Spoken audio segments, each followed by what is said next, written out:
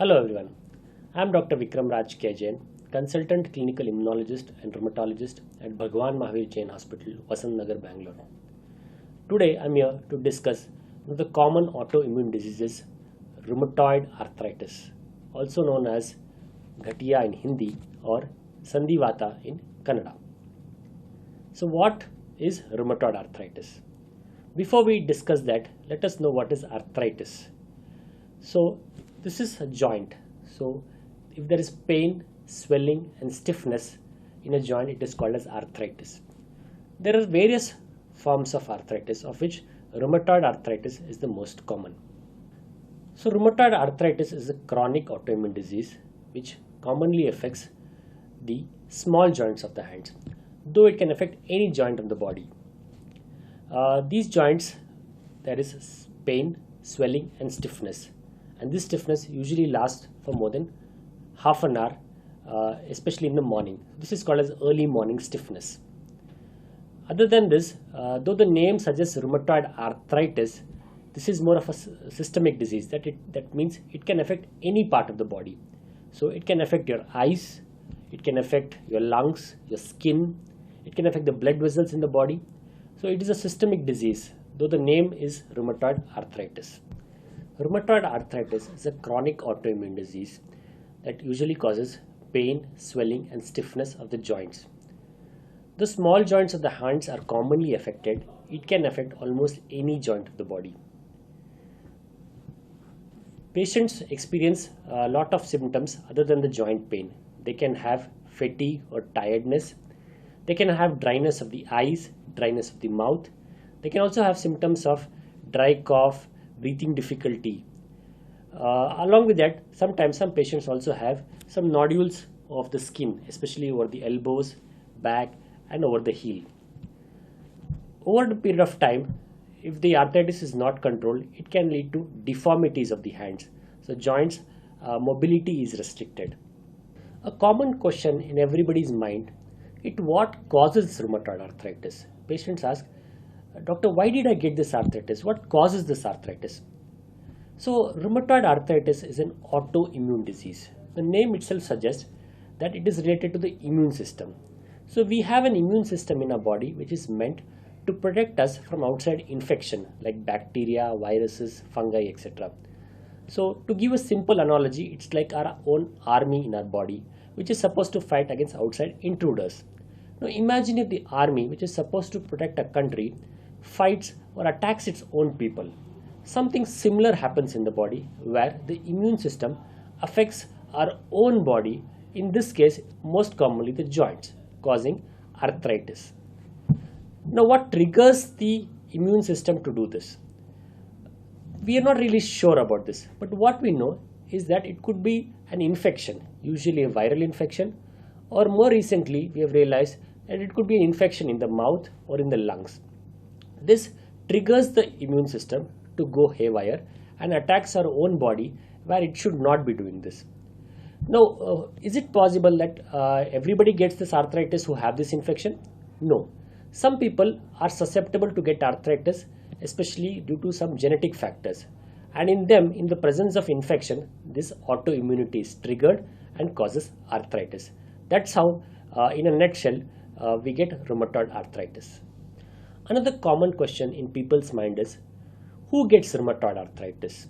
They say, Doctor, I'm too young to get arthritis. So rheumatoid arthritis has a prevalence, that is, it is found in nearly less than 1% of the population, that is nearly 1 in 100 people, out of which 25% of them are women. Commonly it is seen in the 4 to 6 decades. However, rheumatoid arthritis or any form of arthritis can occur at any age, even young children as well as older population. So arthritis can affect any age group. However, it commonly affects women more than men because of some hormonal differences between men and women. Yeah. So next question is, how do we diagnose rheumatoid arthritis? So as I said earlier, the features of rheumatoid arthritis are pain, swelling and stiffness, especially of the small joints of the hand. So if a patient has these symptoms, especially if it's lasting for more than 6 weeks, that is when we would think of rheumatoid arthritis. However, there are various different types of arthritis similar to rheumatoid arthritis, like psoriatic arthritis, viral arthritis, as well as arthritis associated with other autoimmune diseases. So how do we differentiate between them, and why is it important to differentiate between them? First, we do certain blood tests to confirm whether it is rheumatoid arthritis. So commonly you would have heard about a test called as rheumatoid factor. So in this test, we test for certain protein in the blood, which is found in nearly 70 to 80% patients with rheumatoid arthritis. However, it is not specific for rheumatoid arthritis. That means it can be found in normal people, in people after certain infections, as well as patients with lung diseases. A second test which is more specific, that is, if this is positive, it is more likely to be rheumatoid arthritis, is called as anti-CCP or anti-cyclic citrulated peptide. This test is found in a higher percentage of patients and is more specific for rheumatoid arthritis compared to rheumatoid factor. Along with that, we would also do certain tests called as ESR or erythrocyte sedimentation rate, as well as C-reactive protein or CRP. This reflects the level of inflammation in the body. So the diagnosis of rheumatoid arthritis is a combination of the history, the examination by the doctor, supported by certain tests. So there's no single test for rheumatoid arthritis. It's a combination of these which helps us to make a diagnosis of rheumatoid arthritis. Now coming to the most crucial question, how is rheumatoid arthritis treated? Now rheumatoid arthritis treatment has come a long way.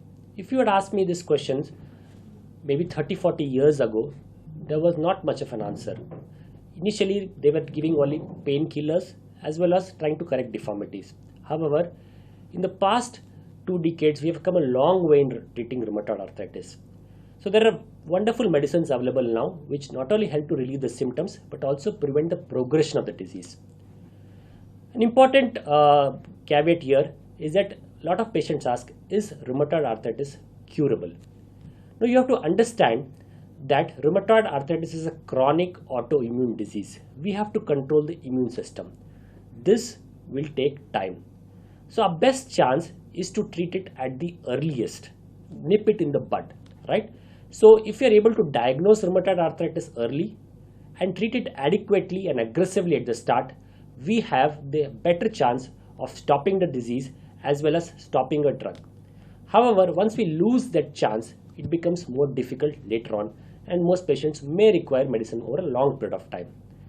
Having said that, most patients or almost all patients are started on what we call as disease modifying anti-rheumatic drugs or DMARDs. Commonly you would have heard about methotrexate, sulfasalazine, leflunomide, hydroxychloroquine, etc. A big question here is, what is the role of steroids? Now there is a lot of misconception about steroids which has to be cleared. People get worried hearing the word steroid. Now steroid is produced in our own body. It has some function.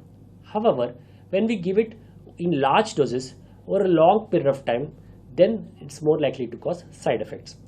However, in rheumatoid arthritis, it's used for a specific purpose, that is to control the disease activity as early as possible before the drugs like DMARDs take effect. So we give it for a short period of time and withdraw it quickly, and that reduces the chances of side effect to a great extent. So DMARDs are the first line medications. Steroids are used as a initial stages and if there is a disease flare in between. However, some patients have severe disease which is not controlled by 1, 2 or even 3 DMARDs. That is when we think about other medications, that is biological medications or biologics. These are newer medications which act specifically on certain proteins in the body and control the disease very quickly. However, there are only 2 caveats with this. First, we have to rule out certain infections like tuberculosis before starting these medications, and secondly, they are on the expensive side. So in a patient who is not responding to DMARDs or who is not able to tolerate DMARDs, biologics is the next line of therapy and very effective at that. In the recent few years, there have been newer medication called as targeted therapies, which are oral therapies, and these are also coming in a big way in treatment of rheumatoid arthritis. Consult your rheumatologist regarding the treatment options. There are definitely a lot of available treatment for a patient. If you don't respond to a particular drug or you don't tolerate a particular drug, there are a lot of options available. Doesn't mean you stop the medication or you try other alternative medication. Continuing medication with the rheumatologist with proper follow-up gives the best chance of controlling this disease. A burning question in every patient's mind is, what are the side effects of these medications? Are these medications safe? Now let me give you a very simple example. Now, if you have a mobile, it can be used as well as misused. It depends on how we use it. Similar to this, these medications have to be used properly to minimize the side effects. Having said that, the medications are started on a lower dose and we progressively increase the dose as the patient tolerates. And we also, you would have noticed, would ask you to do regular blood checkups. These are to monitor any evidence of side effects so that we can pick it up at the earliest and do the necessary changes. So no medication is 100% safe, but if you use it properly in the proper dose and monitor it properly, we reduce the chances of side effect to very great extent. The side effects are very negligible. Patients of rheumatoid arthritis have been taking these medications for years together without any side effect if properly monitored. So a patient with rheumatoid arthritis, what is his lifestyle got to be? What is the diet he has to take? Can he do exercise? Can he lead a normal life? So let me answer them one by one. So if a rheumatoid arthritis is not controlled, it can lead to long-term effects, not only on the joints, but also on the heart. So the most common cause of death of rheumatoid arthritis is cardiovascular death. Fine. So if you control the disease, you're also preventing cardiovascular death. Patient with rheumatoid arthritis has to be physically active, depending on how much pain is tolerated. So if the pain is more, obviously we would like them to take rest.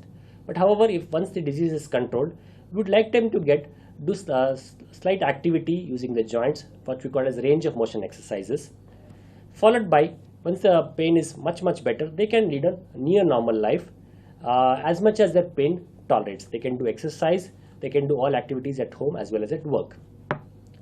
Coming to diet, there is no definite diet which is linked to rheumatoid arthritis at present. So what we suggest, some people say that if they eat some sour substance like khatta khate hain, to their pain gets more. Or some people say if they eat potatoes, their pain becomes more. Some people say that in winter season the pain becomes more. So if you feel that if the pain increases after eating certain substances, you can as well avoid it. However, there's no major dietary restrictions from our side regarding rheumatoid arthritis. But be careful about what you eat and where you eat, because if you get infection, obviously the disease may become more and the medicines for arthritis may have to be stopped. That is why you have to be very careful when you eat outside. And even if you're eating outside, probably you have to eat fresh food. And if you're eating fruits especially, try and eat freshly cut fruits. So you have to eat more fruits, vegetables, drink lots of water. Also take a lot of rest. Good 8 to 9 hours of sleep is very important.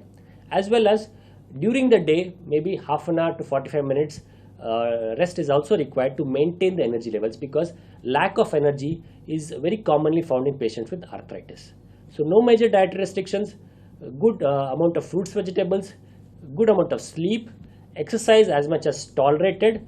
This is the way to go for patients with rheumatoid arthritis.